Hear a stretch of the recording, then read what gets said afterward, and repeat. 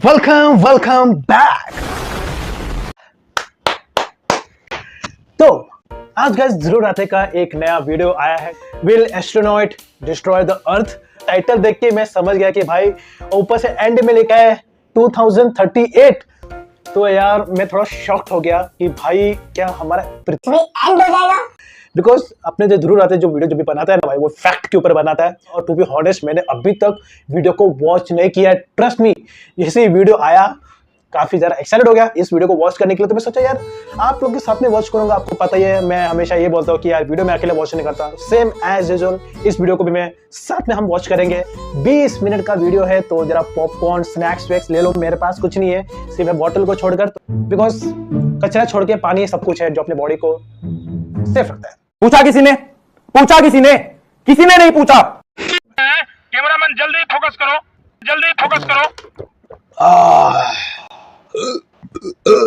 ऐसा मत करो मेरी जान, मजा आ गया। लाइफ में कुछ अच्छा करो यार, कुछ भी। 3, 2, 1 स्टार्ट। अप्रैल साल 2029 1000 फीट से ज्यादा बड़ा एस्ट्रॉयड अपोफिस धरती के बहुत बहुत करीब से गुजरेगा। क्या हेपापिप? ये नाम ही पहली बार सुना है यार। इसका नाम हिप्पोपोटामस से रिलेटेड क्यों लग रहा है मेरे को? क्या करूं मैं इसका? क्या करूं इसका? सॉरी। अगर ये धरती से टकरा जाता है तो ऐसी तबाही देखने को मिलेगी जैसी इंसानों के इतिहास में कभी ना देखी गई हो। हिरोशिमा पर गिराए गए बम से 1 मिलियन गुना ज्यादा एनर्जी रिलीज होगी। क्या?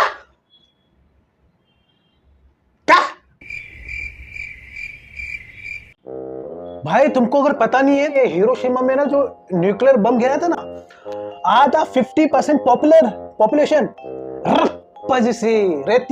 रेती बोलो या रेत बोलो, रेगिस्तान बोलो, पूरा रेगिस्तान बन गया पॉपुलेशन।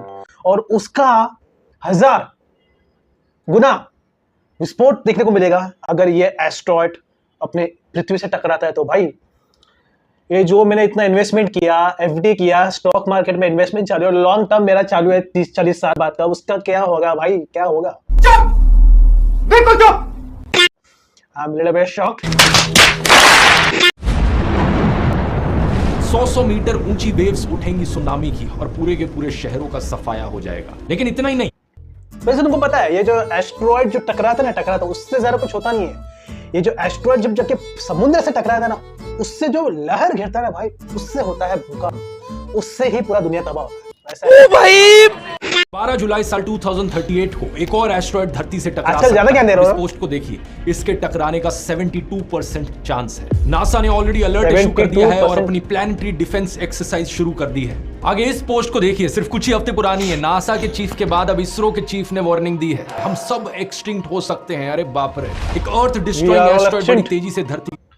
भाई जहां तक मैंने सुना है ना, ये जो भी अकाउंट है ना, इस अकाउंट को मैं पहले फॉलो करता था। भाई ये अकाउंट पे ना मुझे मोस्टली क्या जो भी न्यूज़ देखने को मिलता था ना, वो आधा से आधा मतलब रियल होता ही नहीं था। I don't know, let's see. करीब अनफॉलो कर दिया। इसरो चीफ का कहना है कि मार्स पर माइग्रेट करना एक ऑप्शन है और सारी ग्लोबल स्पेस एजेंसीज इस पर काम कर रही हैं। आखिर कितनी सच्चाई है इन खबरों में? एग्जैक्टली कौन से सबसे खतरनाक एस्ट्रॉइड्स हैं धरती के लिए और नासा का यहाँ पर क्या प्लान चल रहा है? आइए समझते हैं इन सारी चीजों को गहराई से आज के इस वीडियो में। आज को दोस्तों प्लैनेटॉइड्स भी कहा जाता है क्योंकि ये छोटे प्लैनेट्स की तरह होते हैं। ये बेसिकली कुछ बड़े से पत्थर हैं जो स्पेस में घूम रहे हैं। साइज में ये कुछ 10-20 मीटर के भी हो सकते हैं और 100-200 किलोमीटर के भी हो सकते हैं। सबसे छोटा एस्ट्रॉइड जो एग्जिस्ट करता है वो है सिर्फ 2 मीटर चौड़ा और सबसे बड़ा है सेरेस नाम से 940 किलोमीटर डायमीटर में। 940 किलोमीटर कितना बोलते हैं यार ये। 940 किलोमीटर में तो तुमको बता भी नहीं सकता कि तुम लोग मेरे बाजू में नहीं रहते हो ना, तो एग्जांपल दे भी नहीं सकते। लेकिन बहुत बड़ा होता है भाई। अगर 1 किलोमीटर कितना होता है अगर वो पता है ना भाई, तो 940 किलोमीटर तो तुम समझ ही गए होगे। ज्यादातर एस्ट्रॉइड्स हमारे सोलर सिस्टम में मार्स और जुपिटर के बीच मौजूद एस्ट्रॉइड बेल्ट में पाए जाते हैं, जहां पर मिलियंस में एस्ट्रॉइड्स मौजूद हैं। जो एस्ट्रॉइड बेल्ट की ड्राइंग की जाती है हमारी टेक्स्ट बुक्स में, वो कुछ इस तरीके से करी जाती है और इसे देखकर आपको लगता होगा कि एस्ट्रॉइड्स एक दूसरे के बगल में इतने सारे घूम रहे हैं। लेकिन असलियत में जो एवरेज डिस्टेंस है किन्हीं भी दो एस्ट्रॉइड्स के बीच में, वो 1 मिलियन किलोमीटर से भी ज्यादा है। अब होता क्या है, कई बार ये एस्ट्रॉइड्स इस बेल्ट से दूर निकल जाते हैं और धरती के करीब आ जाते हैं। ऐसे केस में हम इन्हें नियर अर्थ ऑब्जेक्ट्स करके पुकारते हैं। मेरे को लगता है ना, जो डायनासोर का जो अंत हुआ ना, वो ऐसे ही हुआ है भाई। वो जो एस्ट्रॉइड था ना, ये एस्ट्रॉइड भाई, ये भाई बेल्ट से, इसका बेल्ट ढीला हो गया रहेगा तो बेल्ट से निकल गया रहेगा ये, और उसके बाद डायरेक्ट जाके इसने पृथ्वी पे टकराया था, सारे डायनासोर को उड़ा दिया। वैसे जो भी होता है चिकिन होता है, डायनासोर को उड़ाया तब जाके आपको आया। तो अच्छा, एस्ट्रॉइड भाई को थैंक यू बोलो भाई इसको, जो भी है। में कहा जाए NEOs।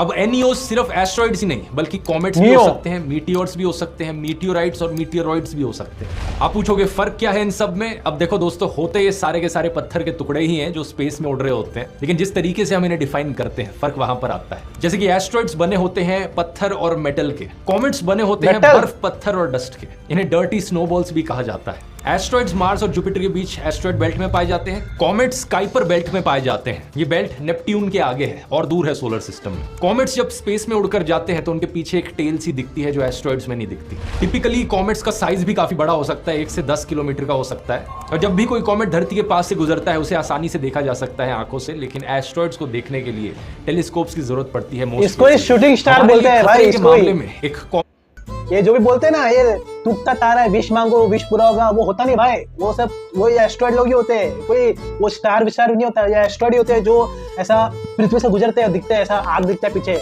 प्रे मांगो विश पूरा होगा, वो होता नहीं। वो सिर्फ एक माइंड का खेल होता है जिसकी वजह से बिलीफ बन जाता है, फिर बिलीफ से वो विश पूरा होता है। वो शूटिंग स्टार से विश पूरा नहीं होता, अपने बिलीफ से वो विश पूरा हो जाता है।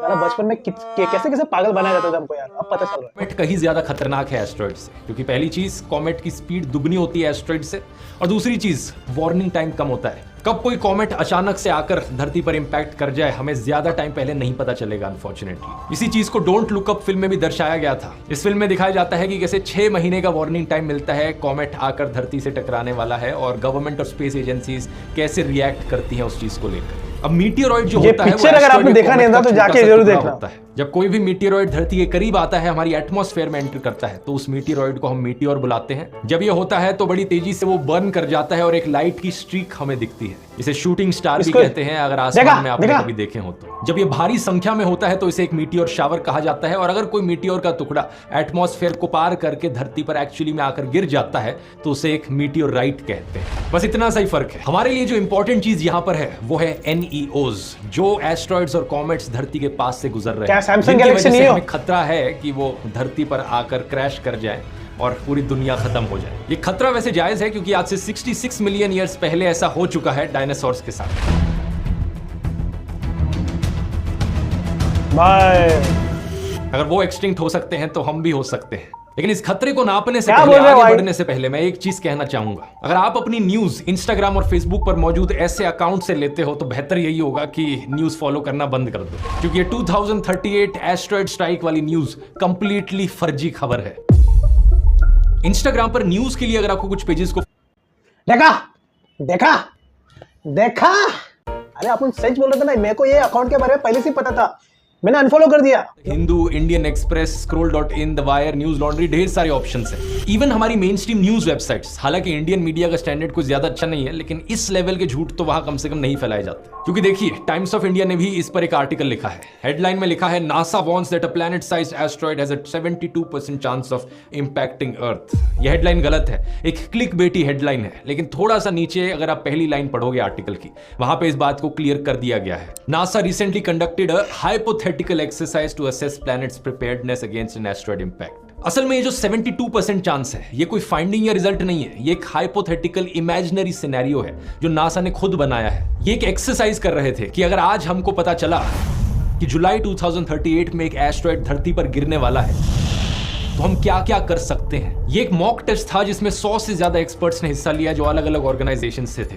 NASA, European Space Agency, UK की Space Agency, United Nations Office of Outer Space Affairs, सबने इस बात पर चर्चा करी कि अगर एक एस्ट्रॉइड आज से 14 साल बाद धरती से आकर टकराएगा तो एग्जैक्टली हम क्या क्या कदम उठाएंगे उसे रोकने के लिए। 20 जून 2024 को नासा ने रिपोर्ट पब्लिक में रिलीज करी जिसमें कुछ बड़ी इंटरेस्टिंग चीजें बताई गई हैं। उनकी बात वीडियो में आगे करेंगे, लेकिन उससे पहले मैं आपको बताना चाहूंगा 2029 की जो डेट थी जिसकी बात मैंने वीडियो के शुरू में करी थी, वो वाली डेट हाइपोथेटिकल नहीं। 1000 फीट से ज्यादा बड़ा एपोफिस एस्ट्रॉयड सही में एग्जिस्ट करता है और ये एस्ट्रॉयड 13 अप्रैल 2029 को धरती के बहुत बहुत करीब से गुजरेगा, सिर्फ 30,000 किलोमीटर दूर। कई सारी जियो स्टेशनरी सैटेलाइट से भी कम डिस्टेंस है। नासा ने एक ये वीडियो रिलीज किया था जिसमें एग्जैक्ट पाथ दिखा रखा है इस एपोफिस एस्ट्रॉयड का। आज से 5 साल बाद जिस दिन ये एस्ट्रॉयड धरती के बगल से गुजरेगा, आपको टेलीस्कोप की भी जरूरत नहीं पड़ेगी इसे देखने के लिए, आप अपनी आंखों से सीधा इसे देख पाएंगे रात को। तो सवाल ये उठता है कि क्या चांस है कि ये एस्ट्रॉयड धरती से एक्चुअली में टकरा जाएगा? इसका जवाब है 0%। 0%। अभी थोड़ा पॉजिटिव फील हुआ। जब इस एस्ट्रॉयड को पहली बार डिस्कवर किया गया था इंसानों के द्वारा, तो दुनिया भर में हल्ला मच गया था, क्योंकि जो पहली ऑब्जर्वेशंस करी गई थी उन्होंने कहा कि 2.7% चांस है कि एस्ट्रॉयड धरती से टकरा जाएगा 2029 में। अब वैसे तो 2.7% चांस को इतना बड़ा नहीं होता, इसका मतलब 97% चांस है कि ये नहीं टकराएगा, लेकिन जब खतरा इतना बड़ा हो तो 2% चांस भी बहुत डरावना होता है। इसलिए उन सालों में द मोस्ट डेंजरस एस्ट्रॉयड करके पुकारा जाता था। यहीं से ही इसका नाम पड़ा एपोफिस। एपोफिस इजिप्शियन माइथोलॉजी में एक बहुत बड़ा सा सांप है जो सब कुछ तबाह कर देता है, जिसे गॉड ऑफ केओस करके भी पुकारा जाता है। लेकिन अच्छी खबर ये है कि जब साइंटिस्ट ने और ऑब्जर्वेशंस करी इस एस्ट्रॉयड की, तो पता चला कि असलियत में इसके टकराने का 0% चांस है। कुछ साल बाद साइंटिस्ट को लगा था कि 2029 में नहीं, लेकिन जब दोबारा से धरती के पास आएगा तब खतरा बढ़ सकता है, जैसे कि 2036 या 2068 में, क्योंकि 2029 में जब ये धरती के बड़ी करीब से गुजरेगा तो ये एक की होल एरिया से गुजरेगा। स्पेस में की होल्स उन जगहों को कहा जाता है जो धरती के इतनी करीब हो जहां पर किसी एस्ट्रॉयड के आने से अर्थ के ग्रेविटेशन फोर्स का असर पड़ता है। जब 2029 में ये एस्ट्रॉयड धरती के इतनी करीब आएगा तो ये की होल रीजन से गुजरेगा, जिससे इसका ऑर्बिट बदल जाएगा। अर्थ की ग्रेविटेशन की वजह से इसका ऑर्बिट चेंज हो जाएगा, जिससे कि 2036 में खतरा ज्यादा है। ये डर लगा था साइंटिस्ट को एक टाइम पर, लेकिन आज के दिन ये खतरा भी नहीं है। नासा ने अभी बड़े कॉन्फिडेंटली कहा है कि अगले 100 सालों में ये एस्ट्रॉयड कभी नहीं टकराएगा धरती से। इसी रीजन से अब इसे नियर अर्थ रिस्क लिस्ट से बाहर कर दिया गया है। अब आप बोलोगे यार 100 साल तक अगर नहीं टकराएगा ना, तो फिर मेरे जो भी मैंने इन्वेस्टमेंट किया है ना स्टॉक मार्केट में लॉन्ग टर्म में, भाई मतलब सब सेफ है, तो मुझे निकालने की जरूरत नहीं। उठा ले रे देवा, उठा ले रे बाबा।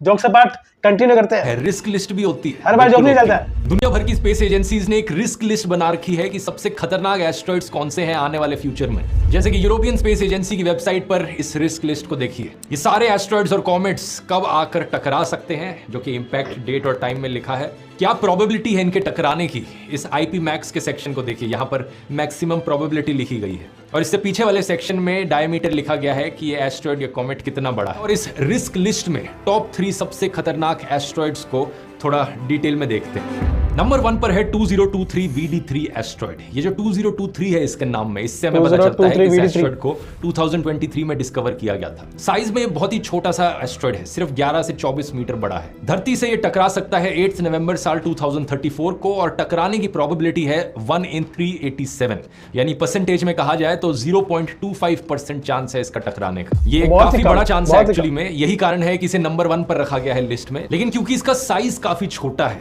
इसलिए ये ज्यादा खतरनाक नहीं है। चांसेस यही है कि अगर ये धरती से टकराया भी तो ऐसी जगह पर गिरेगा जहां समुद्र हो या फिर ज्यादा लोग ना रहते हो, और उससे कोई डैमेज होगा नहीं। 2013 में एक ऐसा ही इंसिडेंट हुआ था जब रशिया के चेलियाबिंस्क शहर में चेलियाबिंस्क मीटियोर शहर के ऊपर ब्लास्ट कर गया था।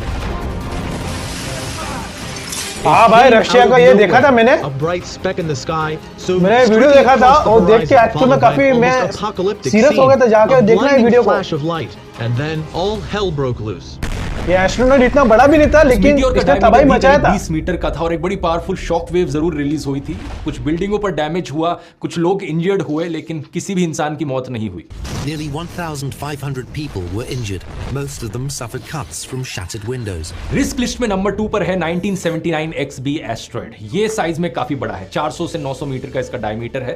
पोटेंशियली आकर ये 12 दिसंबर 2056 में टकराएगा, और प्रोबेबिलिटी है इसके टकराने की 1 in 4.27 मिलियन, यानी कि 0.00002%। इतना कम चांस है इसका टकराने का, लेकिन फिर भी ये रिस्क लिस्ट में नंबर 2 पर इसलिए है क्योंकि इसका साइज बहुत बड़ा है। इतना कम चांस भी हम नहीं ले सकते। नंबर 3 पर है एस्ट्रॉइड 2008 JL3। एस्टिमेटेड डायमीटर 23 से 50 मीटर के बीच में, पोटेंशियल इंपैक्ट डेट 1 मई 2027, और प्रोबेबिलिटी ऑफ इंपैक्ट 1 in 6711। ये होता है 0.01% चांस टकराने का। अब देख सकते हो कि ये सभी साइंटिस्ट जो इन सारी स्पेस एजेंसीज में काम कर रहे हैं, ये बहुत ही लाजवाब काम कर रहे हैं, क्योंकि इतना छोटा रिस्क भी ये धरती के लिए नहीं लेना चाहते। बस एक छोटी सी प्रॉब्लम ये है कि ये सिर्फ वही एस्ट्रॉइड्स हैं जो हमने अभी तक डिस्कवर किए हैं। कॉमेट्स जो होते हैं उनकी इतनी अच्छी कैलकुलेटेड ट्रेजेक्टरी नहीं होती, यानी कि कॉमेट्स को लेकर हमें इतनी बड़ी वार्निंग विंडो नहीं मिल पाएगी। हो सकता है कल को हमने कोई नया कॉमेट डिस्कवर किया जो धरती से टकरा सकता है और उसके लिए हमें सिर्फ 6-7 साल का समय मिल पाए। हमारे जो डिटेक्शन सिस्टम्स मौजूद है धरती पर वो कई बार बड़े अच्छे से काम करते हैं, लेकिन कई बार इतना अच्छा काम नहीं भी करते हैं। 4 सबसे पॉपुलर डिटेक्शन के प्रोजेक्ट्स के बारे में मैं आपको बताना चाहूंगा। सबसे पहले है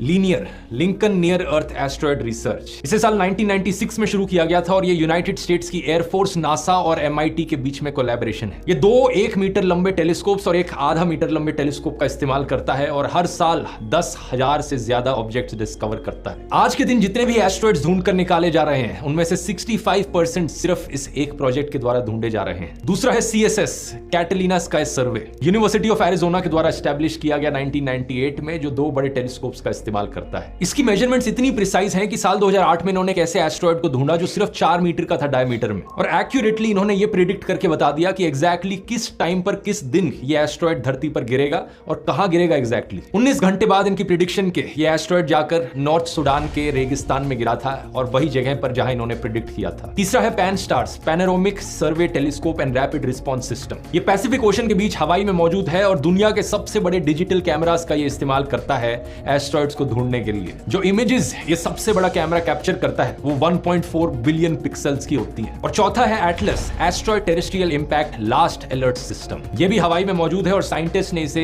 एक फाइनल वार्निंग के तौर पर बनाया है। अगर बाकी सारे सिस्टम्स किसी एस्ट्रॉयड को नहीं ढूंढ पाए, गलती से कोई एस्ट्रॉयड बचकर निकल गया, तो ये वाला सिस्टम लास्ट मिनट वार्निंग देगा हमें एस्ट्रॉयड इंपैक्ट की। हर रात ये सिस्टम पूरे आसमान को 2 बार स्कैन कर सकता है किसी भी खतरे के लिए। तो ओवरऑल देखा जाए तो हमारी धरती का ये डिफेंस सिस्टम काफी बढ़िया और स्ट्रॉन्ग है, लेकिन कई बारी चूक हो जाती है, जैसे कि कई बारी छोटे छोटे मीटियोर्स अनडिटेक्टेड बचकर निकल जाते हैं और धरती पर इंपैक्ट करते हैं। जैसा कि इससे बचने का क्या सॉल्यूशन है?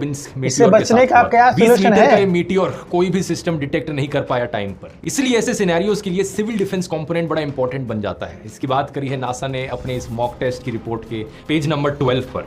अगर कोई छोटा सा एस्ट्रॉयड या मीटियोर आकर कहीं टकराने वाला है तो बहुत जरूरी है कि सही टाइम पर इंटरनेशनल कोऑर्डिनेशन के साथ डिजास्टर मैनेजमेंट प्लान्स को एक्टिवेट करा जाए। लेकिन तब क्या होगा अगर कोई बड़ा एस्ट्रॉयड आकर टकराने वाला हो?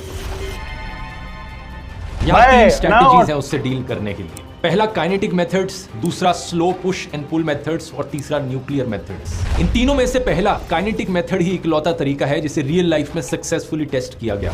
इसमें हम एक स्पेसक्राफ्ट भेजते हैं जो एस्ट्रॉयड को टक्कर मारकर उसका रास्ता बदल दे, यानी कि उसका ऑर्बिट चेंज कर दे। बड़ा ही सिंपल और इफेक्टिव तरीका है। इसका प्रैक्टिकल एक्सपेरिमेंट 2 साल पहले किया गया था नासा के डबल एस्ट्रॉयड रीडायरेक्शन टेस्ट में। 26 सितंबर 2022 170 मीटर बड़ा डायमॉर्फस एस्ट्रॉयड कहीं स्पेस में धरती से बहुत दूर मौजूद था और नासा का स्पेसक्राफ्ट ले जाकर उस पर क्रैश कराया गया। On NASA's first planetary defense test to intentionally crash into an asteroid. इस एस्ट्रॉयड से हमें कोई खतरा नहीं था, बस इसे एक एक्सपेरिमेंट के तौर पर किया गया था ये देखने के लिए कि ऐसा करने से सही में एस्ट्रॉयड का ऑर्बिट बदलता है या नहीं बदलता। इस टकराव का वीडियो भी लिया गया जो आप स्क्रीन पर देख सकते हैं और इसके बाद जब नासा ने रिजल्ट देखा तो एक्चुअली में एस्ट्रॉयड का ऑर्बिट बदल गया था। यही सेम एक्सपेरिमेंट चाइना की नेशनल स्पेस एजेंसी भी अगले साल करने वाली है। 2025 में वो एक 30 मीटर बड़े एस्ट्रॉयड पर अपना एक स्पेसक्राफ्ट ले जाकर टकराएंगे और उसका पाथ बदलने की कोशिश करेंगे। दूसरा तरीका है स्लो पुश एंड पुल। इसमें हम धीरे धीरे करके एस्ट्रॉयड का ऑर्बिट बदलते हैं। इसके लिए सोलर एनर्जी का इस्तेमाल किया जा सकता है। एक स्पेसक्राफ्ट एस्ट्रॉयड के पास गया और सूरज की रेस को एस्ट्रॉयड पर कॉन्सेंट्रेट करके वेपराइज कर दिया एस्ट्रॉयड के एक हिस्से को। इस रिएक्शन की वजह से थोड़ी बहुत गैस निकलेगी जिसकी वजह से एस्ट्रॉयड पर एक थोड़ा सा थ्रस्ट पड़ेगा और धीरे धीरे करके एस्ट्रॉयड अपना ऑर्बिट बदल लेगा। ये चीज नेचुरली भी एस्ट्रॉयड्स पर होती है जब कोई भी एस्ट्रॉयड सूरज के पास से गुजरता है। लेकिन जब स्पेसक्राफ्ट्स भेजकर ये किया जाएगा तो डर बस इस चीज का है कि जब वेपराइजेशन होगी उस पत्थर की जो एस्ट्रॉयड पर मौजूद है तो वो पत्थर कहीं ना कहीं स्पेसक्राफ्ट के ऑप्टिकल सिस्टम से ना इंटरफेयर कर दे। तीसरा है न्यूक्लियर मेथड। लिटरली एक न्यूक्लियर बॉम्ब भेजो स्पेसक्राफ्ट में और एस्ट्रॉयड को फोड़ डालो। मुझे इतना नॉलेज नहीं है इस सब के बारे में, बट ये जो तीसरा वाला मेथड लग रहा है न्यूक्लियर मेथड, इस न्यूक्लियर मेथड का मतलब एक ही होता है कि एक रॉकेट छोड़ना सीधा उस एस्ट्रॉयड के ऊपर और उस एस्ट्रॉयड को तोड़ देना। ऐसे अच्छा है, वो उधर ही खत्म हो जाएगा। लेकिन पता है प्रॉब्लम क्या है? और जैसे वो एस्ट्रॉयड टूटेगा ना, उसका जो छोटा छोटा टुकड़ा है ना, वो तो भाई वापस अर्थ भी आएगा ना, तो और धमाका डबल डबल डबल फूक हर जगह फटाका फूटने लगेगा। बहुत बड़ा बड़ा पत्थर होता है भाई, अगर टुकड़ा हो गया ना न्यूक्लियर मेथड का यूज करके, तो कॉमर्स का बंदा ये सब सोचता है भाई, मत लो आर्ट्स वार्ट्स।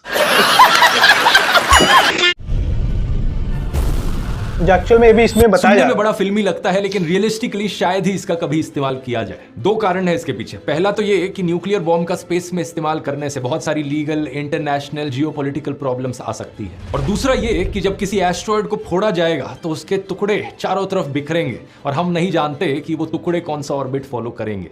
हो सकता है कि कोई टुकड़ा आकर धरती पर गिर जाए उसके फोड़ने की वजह से। लेकिन ये मेथड अंडर कंसीडरेशन है, क्योंकि अगर कोई एस्ट्रॉयड बहुत ही हद से ज्यादा बड़ा हुआ, जैसे कि अगर 10 किलोमीटर से ज्यादा बड़ा हुआ एस्ट्रॉयड कोई साइज में, वही साइज जिसने डायनासोर्स को भी एक्सटिंक्ट किया था, तब बाकी और तरीके शायद इतना काम ना करें। 10 किलोमीटर का एस्ट्रॉयड उसने पूरा डायनासोर को उड़ा दिया है।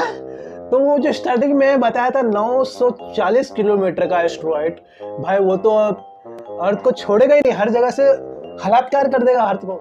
डायनासोर के टाइम पे एटलीस्ट डायनासोर का हड्डी तो बचा था जो भी हम देख पा रहे हैं, लेकिन वो 900 किलोमीटर का अगर वो गिर गया अर्थ पे तो भाई क्या होगा, हड्डी भी नहीं दिखेगा हमारा। भाई मैं क्या बोल रहा हूँ यार, ये सब बोल के ना मैं खुद तो टेंशन ले रहा हूँ, आप लोगों को टेंशन दे रहा हूँ। उस एस्ट्रॉयड का साइज ही अपने आप में इतना बड़ा है। जो मॉक टेस्ट नासा ने कुछ महीने पहले किया था उसमें इन्हीं सारी चीजों की बात करी गई थी। एग्जैक्टली कैसे डील किया जाए एक एस्ट्रॉयड से जो 14 साल बाद भाई डील करना जरूरी है, टकराने वाला हमको नहीं चाहिए। चांस 72%। अभी तक शादी भी नहीं हुआ। अच्छी खबर ये है कि 81% पार्टिसिपेंट्स जो इस मॉक एक्सपेरिमेंट में हिस्सा ले रहे थे, उनका मानना था कि हम रेडी हैं ऐसे खतरे से डील करने के लिए। सिर्फ कुछ गैप्स हैं जो अलग अलग साइंटिस्ट ने रेज किए ऐसे सिनेरियो को लेकर। फॉर एग्जांपल एक गैप बताया गया कि हमने अभी तक सिर्फ एक ही मेथड को ट्राई किया है, काइनेटिक मेथड। हमें आने वाले टाइम में इस काइनेटिक मेथड को और कई बार टेस्ट करना चाहिए ताकि इसकी श्योरिटी हमें मिल सके कि ये काम करेगा। ये 5वीं ऐसी मीटिंग थी जो ऐसी हाइपोथेटिकल एस्ट्रॉयड स्ट्राइक को डिस्कस करने के लिए करी गई थी। इससे पहले 2013, 14, 16 और 22 में भी ऐसी मीटिंग्स करी गई थी। इसे planetary defence inter agency table top exercise का नाम दिया गया और John Hopkins applied physics laboratory में ये 100 के करीब एक्सपर्ट्स मिले थे। तो कुल मिलाकर बात यह है दोस्तों कि चिंता की कोई बात नहीं है। पहली चीज, अगले 100 सालों में कोई भी ऐसा बड़ा एस्ट्रॉयड नहीं है जिसकी 0.01% भी पॉसिबिलिटी हो धरती से टकराने की। दूसरी चीज, हमारी धरती के डिफेंस सिस्टम्स टाइम के साथ साथ और एडवांस्ड बनते जा रहे हैं। साल 2028 में नासा एक स्पेस टेलीस्कोप भी लॉन्च करेगा नियर अर्थ ऑब्जेक्ट सर्वेयर नाम से। ये धरती के बाहर रहकर ऐसे एस्ट्रॉयड्स को डिटेक्ट करेगा, तो और भी ज्यादा इंप्रूव हो जाएंगे हमारे डिटेक्शन सिस्टम्स। और तीसरी चीज, अगर कोई ऐसा एस्ट्रॉयड हमें मिल भी जाए जो धरती से आकर टकरा सकता है, तो उसे रोकने के सिस्टम्स भी हमारे पास ऑलरेडी एग्जिस्ट करते हैं। इन फर्जी खबरों पर यकीन करना बंद कीजिए। और क्या गिरा रहे, कुछ भी गिरता रहता है। तो आपने देख ही लिया होगा। वैसे टू बी ऑनेस्ट इस वीडियो का सिर्फ और सिर्फ मुझे 30 to 40% समझ में आया, और कुछ एस्ट्रॉयड के नाम तो मैं पहली बार सुन रहा हूँ। हिप्पोपो कॉम्बैट, ये तो मुझे मोर्टल कॉम्बैट की याद दिला रहा है। हिप्पो वाला मुझे हिप्पोपोटामस की याद दिला रहा है। बट टू बी ऑनेस्ट अगर एक लर्निंग लेसन ले तो एस्ट्रॉयड तो भाई कभी ना कभी तो, जिस तरीके से डायनासोर का एंड हुआ ना, अपना भी एंड होने वाला ही है भाई। क्योंकि हर एक चीज का ना जो आता है ना दुनिया में, उसका जाना फिक्स है, और जब जाता है तो उसका आना भी फिक्स है। क्या बोला मैंने? एस्ट्रॉयड गिरेगा जिस तरीके से वीडियो में बताया जा रहा है कि पॉसिबिलिटी है कि आज से 100 साल के बाद एस्ट्रॉयड गिर सकता है। भाई 100 साल जीता कौन है आजकल? मतलब मेन चीज क्या है ना, अपना कहने का मतलब कि अपना जो जिंदगी है, आप लोग का जिंदगी है, वो अपना निकल जाएगा। जो भी अपना इन्वेस्टमेंट है ना, आपका मेरा जो भी इन्वेस्टमेंट है वो सेफ है। जो भी करना कर लो, शादी भी कर लो, बच्चे भी पैदा हो जाएंगे, अपना जनरेशन तो निकल गया ना। कुछ भी जोक मारो यार, सीरियस टॉपिक पे भी जोक मारो। अगर आप इस सीरियस वीडियो को देख के थोड़ा ज्यादा सीरियस हो गए हो, तो अपने माइंड को आप फ्रेश करने के लिए आप इस वाली वीडियो को जाके वॉच कर लेना। काफी मजेदार है, काफी कॉमेडी है, काफी एंटरटेनिंग है, तो दिमाग आपका रिफ्रेश हो जाएगा। तब तक के लिए गुड बाय।